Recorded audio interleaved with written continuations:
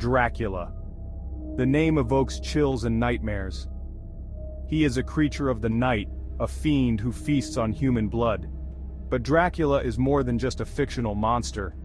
He is a figure steeped in history and legend, inspired by a real-life prince known for his cruelty.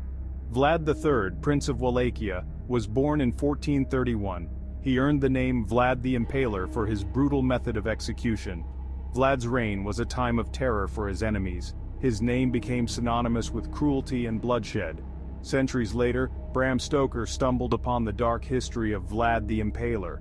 He was captivated by the prince's ruthlessness and the legends that surrounded him. Stoker saw in Vlad the perfect inspiration for a new kind of monster. Thus, Dracula was born. Stoker's novel, published in 1897, introduced the world to the aristocratic vampire. Dracula was both alluring and terrifying, a predator who preyed on the innocent.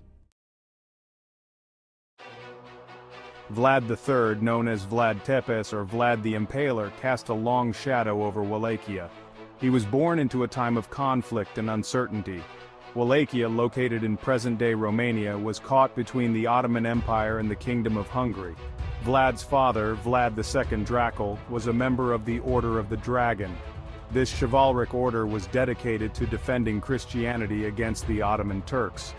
Vlad II instilled in his son a deep hatred for the Ottomans. Vlad the Impaler's life was marked by violence and intrigue. He was held hostage by the Ottomans as a child. This experience hardened him and fueled his desire for revenge.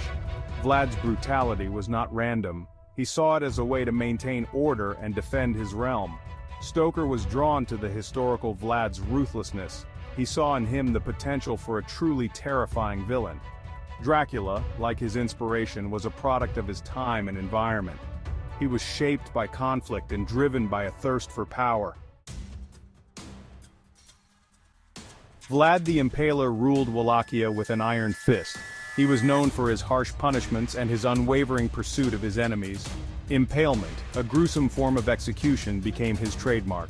Vlad's preferred method of impalement was slow and agonizing. Victims were impaled on sharpened wooden stakes. The stakes were often oiled to prolong their suffering. Forests of impaled victims became a common sight in Wallachia during Vlad's reign. Vlad's cruelty was not reserved for his enemies. He was also known to punish his own people for perceived transgressions. He believed that fear was the most effective way to maintain control. Despite his brutality, Vlad was also a skilled military leader. He successfully defended Wallachia against Ottoman incursions. He used guerrilla tactics and psychological warfare to demoralize his enemies. The vampire myth predates Bram Stoker's novel by centuries. Ancient cultures across the world had stories of demonic beings who preyed on the living. In Eastern Europe, where the Dracula legend took root, vampire myths were particularly prevalent. Folklore spoke of undead creatures that rose from the grave to drink the blood of the living. These creatures were often blamed for unexplained deaths, illnesses, and misfortunes. Belief in vampires was widespread in rural communities. People developed rituals and practices to ward off these creatures of the night. Stoker drew inspiration from these ancient myths when crafting his vampire. He incorporated elements of folklore, such as the vampire's aversion to sunlight and garlic, into his novel. Dracula's ability to shapeshift into a bat or a wolf also has roots in European folklore.